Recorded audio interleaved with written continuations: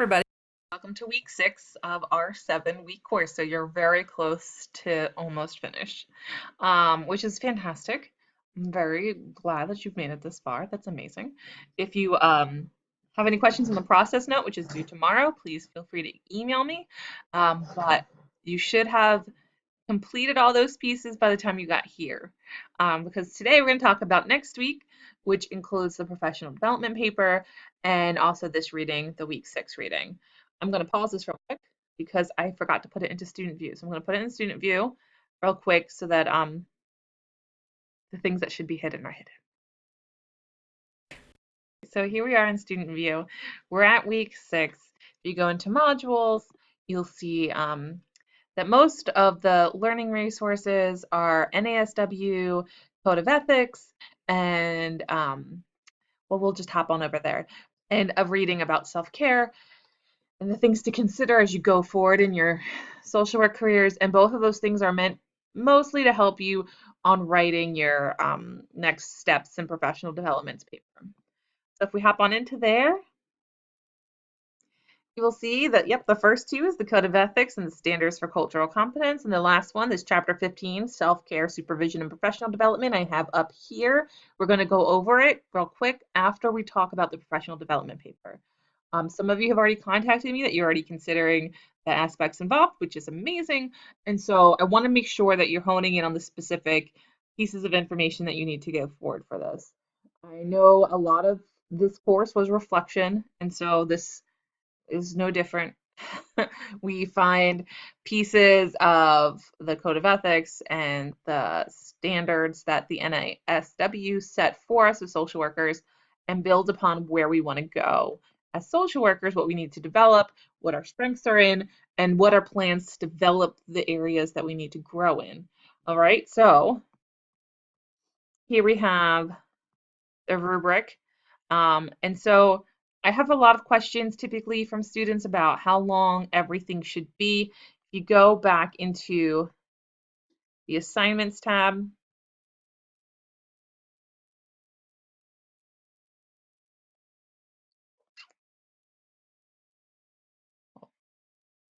down here, you'll see this next steps in professional development, Sunday week 6, that's next Sunday, this Sunday coming up. You'll see it breaks it down. The guidelines are really specific. I think a lot of folks end up just clicking on in the modules the assignment, and it takes you to a different breakdown of the assignment, and one that I'm not a huge fan of because it's the rubric, which I do use to grade, so it's good to know. But also, this is where it breaks down exactly how much you should write on. It's really a very strong outline as far as let's plug in my specific information and move on from there. Tries to make it straightforward. If you've ever gotten points taken off for headings or subheadings or formatting, typically this is the area which you can make sure you check off all the boxes that I check off. All right, so what you need to talk about is the first thing is your area of interest and necessary skills. A lot of you have already been working in the social work field, which is amazing, but I definitely want you to consider where you want to end up. So if you're planning on changing your population or changing like the actual work you do to do direct service or to do private practice or whatever your calling may be, you're going to talk about exactly what it is, give some information about why, and then talk about the skills you need in that setting as it connects to the NASW Code of Ethics. The Code of Ethics talks about like 7 or 8 specific like pillars that social work is based upon. So for my purposes, right? So if we're using me as an example, and when I was in school, I wanted to be in a position I'm like in now, but um, so if I were at that point and not in this role yet, in Director of Disability Services at Widener, I'd probably say, I want to build on social justice, which is a huge part of the Code of Ethics in the NASW. So you might just search the Code of Ethics to find where it speaks directly to social justice, because my entire role here is about lowering or, ideally eradicating discrimination for people with disabilities. So that's a huge component of my role. And it's definitely something that you can find the roots in, but it also can give you a little bit of framework as far as how to talk about these concepts. You also want to discuss, depending on the population you're working with, different things you haven't encountered before that you might encounter. So, um, Widener main campus isn't the most tremendously diverse campus. It's certainly, not comparable to some of the other schools in Philadelphia that have, better location transportation wise. They have bigger campuses and a different kind of draw. We have a lot of students from Delaware County, which is a predominantly white county, and so the campuses. However, had I decided to go into a Temple or to a historically black college or university or to um, some of the really progressive schools like Swarthmore or Bryn Mawr that are around here, they're going to have a different pull, right? They're going to have a totally different student population. And so you might talk about the different needs for cultural competence as you go into those settings. If you're changing from working with um, people with intellectual disabilities to working in the foster care setting, what changes are you going to see and what skills do you need to work on to be prepared to work with that population? All right, so that's your first section. Should be the smallest section of all of them, just so you know. I'm really interested in the minimizing the influence of personal biases. I want you to discuss exactly where you're going to be uncomfortable in your future work settings. A lot of folks say, oh, I'm comfortable with everybody. And for those folks, I will challenge you, you are likely not comfortable with everybody. And the most common example I will use is working with folks who struggle with pedophilia, not as a victim, but as somebody with pedophilic influences or temptations, however you want to call them.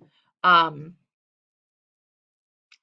a lot of people have a hard time working with folks who have those drives, especially those who have acted upon them. However, it is a portion of the population that requires assistance and is largely not um, able to seek or receive services because so many people have an adverse reaction to folks with pedophilia. So that's like the obvious solution. But I want you to think about your personal history, your personal past, and think about what types of biases and influences has your specific upbringing, your life experience, your perspective give you, and how will that impact your future practice. I'm not saying that, if you say, I'm going to have a hard time working with anyone who's committed a sexual assault, means that you're saying, I will never work with people with sexual assault. Truth be told, a big part of this paper is just about identifying where you're going to struggle so we can start putting in things in place to get you more comfortable, or at least in a situation where you know what to do if you come across it. So you might never be comfortable working with somebody who has a history of being a perpetrator of sexual assault. However, you should have resources or a plan of action to put in place if that situation should arise, especially considering where you're going to be. So if you're going to be in, like I use the example of working with people in foster care, folks and young adults in foster care. If they're in foster care because they've experienced a sexual assault, there's a high likelihood that they're going to use some of those behaviors against other students. That's my mindset, against other children. And so you might encounter a foster child who does have that tendency. If that's the case, you have to know what to do. So we're going to start looking everything in the face. The worst possible thing we can do is say, no, I'm fine. I'm cool. I'm cool. I'm cool. Right. And just kind of like stuff it deep down, dark down and like never actually look at it, because it's like when you're angry all the time and you're resenting everybody all the time, but you never talk about it and your needs aren't getting met, all of a sudden it's going to explode out somewhere. And that's not a therapeutic experience for yourself or for the person you're trying to support. So the purpose of this paper is to look them all in the face. You don't have to have a specific solution, although we're going to talk about maybe what you could do, but it certainly is the beginnings of looking at exactly where you are. All right, so what makes you uncomfortable?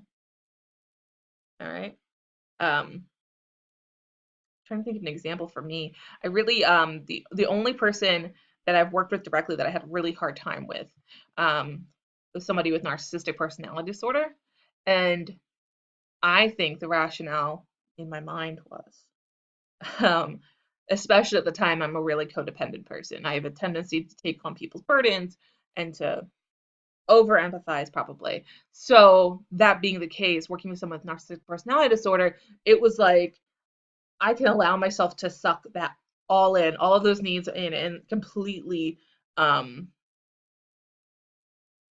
like ignore my own. So it was challenging because I ended up over exerting myself, and at the end of the day, when you're working with somebody who has NPD and has very little locus of internal locus of control, and you're the one taking on all of their burden, you can easily be the scapegoat for anything that ever goes wrong. And so that's really challenging for me.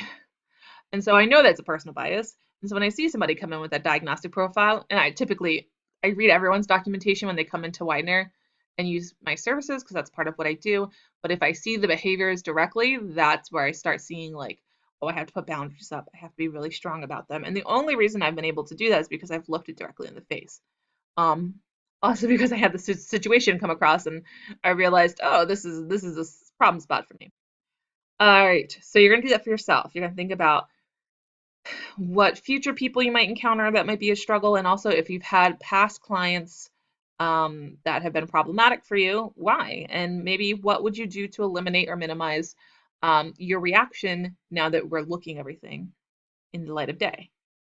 I like that because your lived experience, you can only experience in the forward motion, but everything is understood backwards. If you have an example in the past, I think it's good to put it in play and take a closer look at it. Um, so that's kind of the second part of this three-part paper. It is the middle, like it's the medium length one, if that makes sense. The personal value section. The longest section is going to be your areas for future growth. And then, so what you're going to do is you're going to identify areas. I definitely suggest pulling from the NASW standards for cultural competence and a code of ethics that are in our reading because it gives you very specific like umbrellas to think about, and you have to think of things that you need to work upon. There are some folks that I encounter every semester who use a lot of these papers as a way to show me how great they are, which is amazing. I think you're all amazing. Nobody do a count of how many times I used amazing in this video, by the way. But this is not that time. This is the time to say, all right, this is my weakness, because the strongest thing you can do right now is think about your weakness, name it, and think of a plan for it. And so this is the planning. You're going to identify areas where you want to grow. One in the educational area, one in the personal area, one in the professional area. For the personal one, please don't feel like you have to get too vulnerable in that situation. I don't want to make you disclose anything you're not comfortable disclosing. Typically, what I think about for personal is what types of things in your personal life might bleed into your social work practice. So if there are home aspects that might impact you in certain ways, which we'll talk about in a moment because it's in the Murphy and Dillon reading, how might you better manage those influences that might eventually take over social your I guess your impact or your affect in social work practice. So that's going to be the longest part of your paper. You're going to want to go through, think about exactly what you want to do. I am a big, and this is partially from working with students, or not with students, but actually with young adults and older adults with autism. Like, you're going to want measurable goals. Like, don't say like, I'm going to take more steps towards self-care. You're going to say, I think I should meditate. I think I should meditate 3 times a week for 5 to 10 minutes time. That's a very measurable goal. And you can be like, tick, tick, tick, I did it this week, or tick, tick, I missed a day. And those are what you really want to put in place because it's going to help you change your behavior. Whereas just saying, I need to take better care of myself is that's overwhelming. Like if I think of ways to take better care of myself, I'd be like, I have to eat better, I have to exercise, I have to meditate, I have to read, I have to watch less TV. Like that's a lot, and it's a lot to take on. So you got to pick specific things that you can measure and are realistic. Yes. After that, you're going to use your references page, and feel free to cite the NASW sources that you're going to be using throughout the paper and anything else that you use. All right. Down here is the rubric. As you know by now, I use these pretty religiously, but if you have any questions, feel free to let me know. This is probably going to be a shorter video because we only have this one reading. Otherwise, what I want you to pay attention for the week is you are meeting with your dyad and your small group. Your dyad has a specific conversation. There's not an exercise. You're just going to talk about situations in which you felt different, where you felt like you were kind of the outsider. We've all had those situations at some point or another, been in a room where we knew we were kind of the outlier, and talk about what that's been like. You're also going to work with your small group, but you're probably going to be finalizing things about your group project since that is due week 7. At this point, you should kind of have a good idea about what you're doing, but if you have questions, feel free to ask me or ask me to sit on your group meeting. I will chime in and walk you through if you need like specific direction to what you're working with. That's totally fine. You have this Freedom Writers discussion board post today, or not today, this week. We're going to ask that you watch Freedom Writers and discuss. I don't think I've changed it, but I think the downside to this specific discussion board post is that everyone's post ends up being the same. So if you would like, I would definitely encourage you to consider other movies that might have a group development theme. The point is to acknowledge where the group dynamics change and what specific interventions change it. So you could really look at like The Goonies, which is one of my favorite movies, because that group becomes a community by the end, a very productive group, right? They save the town. That's amazing. And you can talk about where each stage changed, what types of challenges changed the group, and then also you can like We Are Marshals, another one. Pretty much any sports team, like the Little Giants, like that had a group's feel to it. So feel free if you think of another movie or another show that has a group to do that one instead. But yes. All right, so that's your discussion board post, your dyad meeting, small group you're working on a paper, and your next steps in paper. All right, so that's everything you have to do for this week. This is just going to be the end. It's going to talk about terminations, and you're going to do small group presentations. But for this week, I already have it open. I just wanted to go through this. This is going to be an important thing to read for your professional development paper.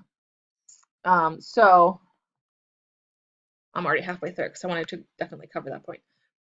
But you'll see as you go through, it talks about all of the potential problems that come from not taking care of your professional demeanor. Nope. It's talking about self-care, right? So it's talking about what happens when you ignore your own needs and sacrifice and martyr in order to be a good social worker, and how it actually makes you a slightly less reliable social worker. And often there's a lot of problems that arise from doing that. And I don't know about you, but when I first told my family when I was 10 or 11 that I wanted to be a social worker, multiple people in my family told me that you can't last in that type of role. You'll burn out. It doesn't pay, which, true. But I remember being extremely discouraged because like even my grandmother was like, you're gonna get burned out. You just do 2 years and then you're gonna do something else. You can't stay in that field for very long. And that might be true for some people, and that's okay. And eventually, when everyone kept saying that to me, because I knew I was gonna be a social worker really young, when people kept saying that to me, eventually I started just responding, listen, if I put in 2 years I make an impact in those 2 years and then I can't do it anymore, that's fine. At least I have 2 years of impact. At least I've done something. Um, but I'm going to ride that wave as long as I can. And so this is how you ride the wave longer. Now, at this time, I've been in this field 10, 11 years-ish. So I know I'm not going to stop anytime soon. I feel really comfortable here. But there are folks who have a hard time taking care of themselves and taking on a role in which you take care of so many other people as well. So these are all good tips on how to manage self-care. It talks about the downsides. There's a lot of science involved. They talk about here's burnout, compassion fatigue. I definitely think looking into like decision fatigue and all of the other aspects in which somebody just loses their edge as far as being a qualified and competent social worker because they're not doing the things to address their own needs. So it just talks about all of the aspects of your life that can be impacted by not taking care of yourself, which is fine. But what I want to make sure that you know, these are lists of ways to kind of, feel better. And it's the things that you think that they're there, right? The meditation, you want to make sure you practice some sort of mindfulness. You want to do the things that make you feel satisfied, or a lot of people do kind of like anything where you have to focus on the task at hand, like doing puzzles. Coloring is a big thing now. I do a lot of crafting, do photography. Is really any kind of hobby or task in which you have to focus your entire attention on the thing in front of you, as opposed to thinking of like all of the worst case scenarios that are going on in your workplace. So whatever that is for you, if it's cooking, if it's um, spending time with family, or going to a park or Longwood Gardens, going for a hike. You find the things that are going to be fulfilling for you. For a lot of folks, is going to church. Church is a very mindfulness type of practice because you're really just focusing on the person in front of you. You're also hearing a lot of great mantras. You're doing things that are filling your soul in a very particular way. So whatever feeds your soul, those are the things you're going to want to put in your plan. However, I do want to cover a couple of things because there are things that are often overlooked in our field, and the biggest, most glaring one for me is supervision. And I always harp on supervision so much because in my internships, I had one that had stellar supervision. I met with the person every week. I was like, on this, okay, I feel like I have support. I know if I have a question, I know who to go to, and it's great. And it was the most challenging work. It was when I was working with foster care youth and bio families on reunification. And some of the challenges I experienced in that role are things I would never have imagined until I got there. But I had high quality supervision. So I was like, I can handle it, like I'm okay. Um, People helped me make a game plan. My second internship, which was actually closer to my current field, not my field at the time, um, I couldn't find a supervisor anywhere. We would cancel our supervisions every week, and then we would try and like find ways to do it, and it would be like a phone call, hey, are you okay? And I felt inclined to say, yeah, I'm fine, because I'm typically fine, like it's survivable. But the point of supervision is to hash out what you're dealing with and to really have an intellectual and in-depth conversation with somebody who's been in the field, who can kind of help guide you. That being said, if you're in a social work role now and you're not getting supervision, ask for it. Find a polite way to ask for it. Um, Email if you have to, but it's such an integral part of having um, a more successful chance at your position, that it does you a disservice not to have it, and it does your clients a disservice for you not to have it. So supervision's the biggest part. And if you don't have supervision regularly now when you're working in the field, definitely talk in your professional development paper about what you might do to put yourself in a better position moving forward for that. All right. supervision spiel over. But there's a lot of lists here about things that might be helpful for you. Feel free to go through it, see if there's anything that you're really lapsing. If you're not typically connecting with other people, how might you branch out and be able to do that? There are certainly times in which I can't handle anything serious and I have to watch like comedy specials. If that's something that works for you, you figure out what works. I was actually telling somebody today that when things get too heavy, like I'm just having a really rough day, and then also I come home and like, I don't know, we watched Game of Thrones and like my heart's broken into 1,000 pieces. I watch dog training shows because then I'm just watching puppies and that sounds fine to me. So find the things that are fulfilling to you. Supervisions.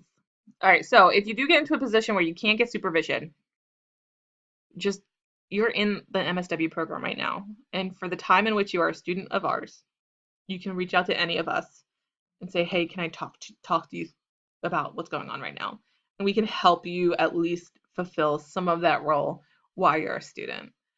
Some students, when they're in their internship, end up having to use a supervisor that works at Widener anyway. So we're all here. Tap into your resources. The worst thing you can possibly do is just try and soldier on.